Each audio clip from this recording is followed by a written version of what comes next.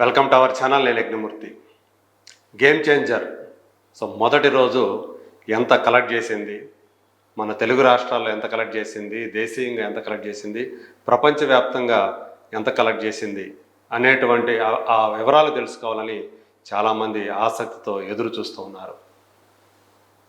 దాని మీద ఉన్నటువంటి యాంటిసిపేషన్స్ ఏవైతే ఉన్నాయో, ఆశలు ఏవైతే ఉన్నాయో, అంచనాలు ఏవైతే ఉన్నాయో, వాటిని అందుకోవటంలో గేమ్ చేంజర్ సక్సెస్ అయ్యిందా లేదా. ఫ్యాన్స్ కూడా చాలా ఈగర్గా వెయిట్ చేస్తూ ఉన్నారు. అయితే శంకర్ డైరెక్ట్ చేసినటువంటి మొట్టమొదటి తెలుగు సినిమా కావటం గేమ్ చేంజర్కి సంబంధించినటువంటి ఒక విశేషం. అయితే తండ్రి కొడుకులుగా రామ్ చరణ్ నటించడం ఈ సినిమాకు సంబంధించినటువంటి మరో విశేషం. దిల్ రాజు లాంటి ఒక బడా నిర్మాత ఈ సినిమాకి పెట్టుబడి పెట్టడం, ఇలాంటి ఒక క్రేజీ కాంబినేషన్తో వచ్చినటువంటి ఈ సినిమా రిలీజ్కు ముందు ఆశించిన రీతిలో ఎందుకనో హైప్ సాధించడంలో విఫలమైందనే చెప్పాలి. సినిమా మన ముందుకు వచ్చింది జనవరి 10న, చూసాం. కొంతమేరకు డిసప్పాయింట్మెంట్ కలిగింది. ఇంకా బెటర్గా ఈ సినిమా ఉండాలన్నటువంటి అభిప్రాయాన్ని చాలామంది వ్యక్తం చేశారు. విమర్శకులు, విశ్లేషకులు కూడా శంకర్ తన మునుపటి ఫామ్ని అందుకోవటంలో కొంచెం తడబడుతున్నారు అనే అభిప్రాయాన్ని వాళ్ళు వ్యక్తం చేస్తూ ఉన్నారు. పైగా తనకి మొట్టమొదటి నుంచి ఒక కుడి భుజం లాగా లేదా ఒక మెంటార్గా ఉంటూ వచ్చినటువంటి రైటర్ సుజాత అంటే రంగరాజన్ గారు, ఆయన చనిపోవటం శంకర్కి ఒక పెద్ద దెబ్బ అని చెప్పాలి. ఆ రైటింగ్ సైడు సుజాత గారు ఉంటే ఆ శంకర్ దాదాపు అన్ని సినిమాలు కూడా ఘన విజయాన్ని సాధించాయి.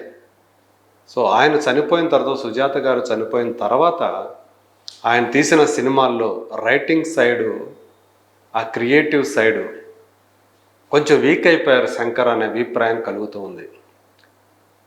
మనం చూసాం మునుపటి సినిమా శంకర్ది ఇండియన్ 2.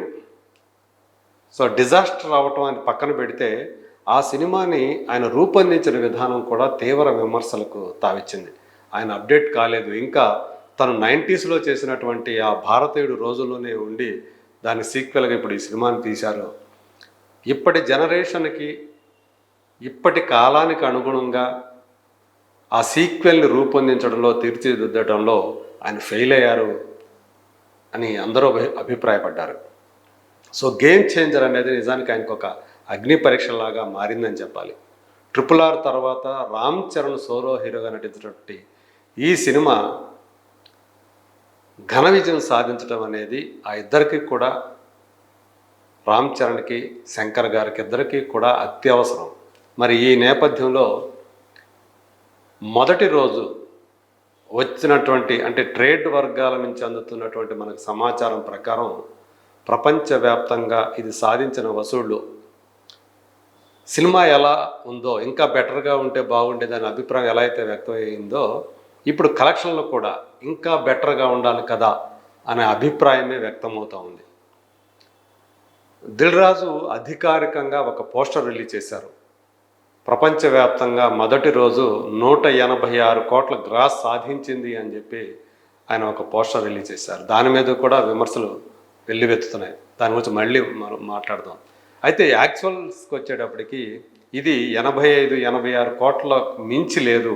అంటే 100 కోట్లకు పైగానే దిల్ రాజు గారు ఎక్కువ లెక్కలు వేసి చెప్తున్నారు అని చెప్పేసి అభిప్రాయం వ్యక్తమవుతోంది. మనకి ట్రేడ్ వర్గాల ద్వారా మనకు వచ్చినటువంటి సమాచారం ప్రకారం అయితే ఇది రాయలసీమలో చాలా తక్కువగా కలెక్ట్ చేసిందని చెప్తూ ఉన్నారు. 7,66,00,000 గ్రాస్ మాత్రమే రాయలసీమలో వచ్చిందని చెప్పేసి చెప్తూ ఉన్నారు. హిందీ వెర్షన్కి వచ్చేటప్పటికి ఇది 8.64 కోట్ల నెట్ను సాధించింది. అంటే 8,64,00,000 నెట్ సాధించింది అని చెప్పేసి బాలీవుడ్ విశ్లేషకులు విమర్శకులు అనేటువంటి తరణ్ ఆదర్శ్ ట్వీట్ చేశారు. అంటే డబుల్ ఫిగర్ను కూడా అది సాధించలేకపోయింది. ఒక ప్రభంజనాన్ని, ఒక సంచలనాన్ని సృష్టించింది. అంటే దాంట్లో ఆల్మోస్ట్ 10% మాత్రమే ఇది కలెక్ట్ చేయగలిగింది. అలాగే తెలంగాణ వచ్చేటప్పటికి తెలంగాణలో కూడా అంటే జిఎస్టీని కలపకుండా చూసినప్పుడు ఈ షేర్ వచ్చి 8,84,00,000 షేర్ వచ్చిందని చెప్పేసి మనకి సమాచారం అవుతుంది ట్రేడ్ వర్గాల వాళ్ళ నుంచి. అలాగే తమిళనాడులో అంటే శంకర్ గారి సొంత రాష్ట్రమైనటువంటి తమిళనాడులో అక్కడ గ్రాస్ 2.5 కోట్లు అని చెప్తూ ఉన్నారు. అంటే ఎంత తమిళనాడు వాళ్ళు, తమిళ ప్రేక్షకులు ఈ గేమ్ చేంజర్ని ఎలా నిరాకరిస్తున్నారు అనేది ఇది ఉదాహరణ. తన సొంత రాష్ట్రంలోనే శంకర్ ఇలా డౌన్ అయిపోయారు అని చెప్పేసి ఈ లెక్కల్ని ఉదాహరిస్తూ ఉన్నారు. ఇలా మొత్తంగా చూసుకుంటే గేమ్ చేంజర్ ఏదైతే ఉందో అంటే మనం చూసాం బుక్ మై షోలో కూడా చాలా తక్కువగా మనకి కనిపిస్తూ ఉన్నాయి. ఆన్లైన్ టిక్కెట్ల అమ్మకాల ప్రకారం దేశవ్యాప్తంగా మొదటి రోజు చూసుకుంటే 50 కోట్ల రూపాయల గ్రాస్, అంటే టోటల్గా టిక్కెట్ల మీద వచ్చినటువంటి ఎలాంటి జిఎస్టీలు కట్లు అవన్నీ లేకుండా చూసుకుంటే 50 కోట్ల గ్రాస్ మాత్రమే వచ్చిందని చెప్పేసి చెప్తూ ఉన్నారు. సో ఇలాగా ఇక బుక్ మై షో చూసుకున్నా కూడా మొదటి రోజు ఆ టికెట్ సేల్స్ ఏవైతే ఉండే నంబర్ ఆఫ్ టికెట్ సేల్స్ దేవర కంటే కూడా తక్కువగా వచ్చాయని చెప్పేసి ఒక అంశాన్ని చెప్తూ ఉన్నారు. అంటే ఇది ఈ సినిమాకి సంబంధించినంత వరకు గేమ్ చేంజర్ అనే సినిమా ఏదైతే ఉందో అది ఆ గేమ్ చేంజింగ్ ఆ ట్రెండ్ అయితే కనిపించట్లేదు. ఆ టైటిల్కి న్యాయం చేసే విధంగా కలెక్షన్స్ లేవు అనే అభిప్రాయం సర్వత్రా వ్యక్తమవుతుంది. మరి రామ్ చరణ్ యాక్టర్గా, పర్ఫార్మర్గా ఏమైనా ఫెయిలియర్ అంటే కానే కాదు. ఆయన ఐపీఎస్ నుంచి ఐఏఎస్గా మారి మోపిదేవి బొబ్బిలి అనేటువంటి ఒక దుర్మార్గుడైనటువంటి వ్యక్తిని, రాజకీయ నాయకుడిని ఎలా ఎదుర్కొన్నాడు, ఎంత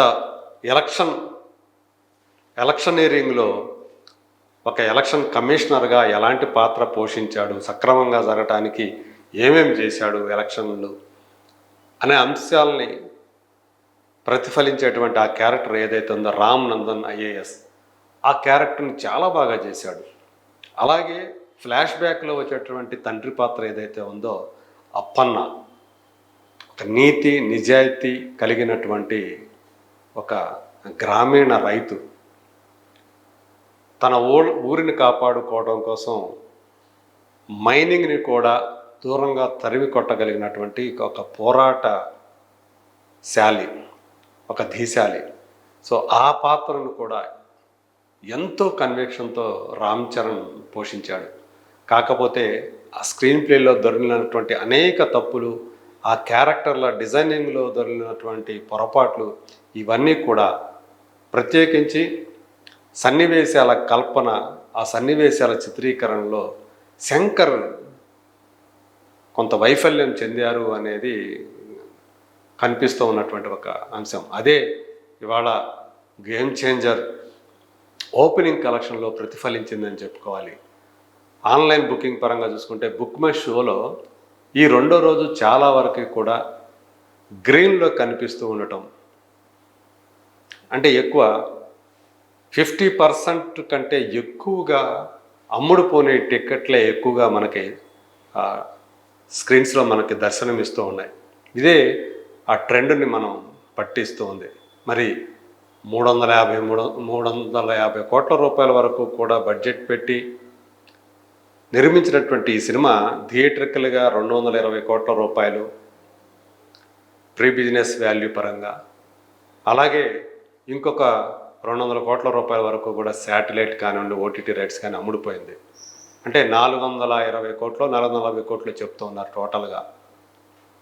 సో ఈ రేంజ్లో అమ్ముడుపోయినటువంటి ఆ సినిమా ఇప్పుడు థియేట్రికల్గా వచ్చేటప్పటికి ఈ 200 ₹20 కోట్ల షేర్ని సాధిస్తుందా అనే అనుమానాల్ని వ్యక్తం చేస్తూ ఉన్నారు.